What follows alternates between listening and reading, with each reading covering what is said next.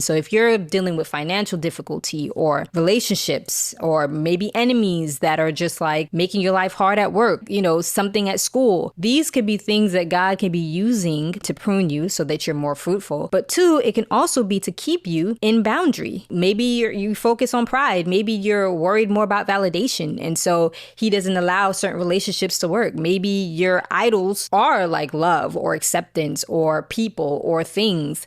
And so we have to understand that God can use thorns to keep us in bounds, to keep us pure in him. And so that's why he said his grace is sufficient, because you can still do it with that thorn. He still gives you the empowerment and the ability to do it with that thorn. And so when we understand that his thorn was not a sin, then now we can realize like, okay, so if you're dealing with something that is a sin, believing in his power fully, understanding who God is and his ability and Christ and the blood that he shed and how it's able to restore, redeem, and to renew, that is so important, because that means that he can overcome the sin that you are struggling with. He can make you pure. He can make you whole. And so if we understand this, then we can actually pray differently. We can believe better. We can have more faith and more hope when we actually know what his power is able to do. So if you believe that a sin is going to be your thorn, you have to ask yourself, how can God contradict himself? If he tells us that no sin can enter into the kingdom, those who sin, why would he give us something that we don't have the ability to remove from ourselves and we have to live with for the rest of our lives? That wouldn't make him just. God is just. And so we have to understand how intentful he is.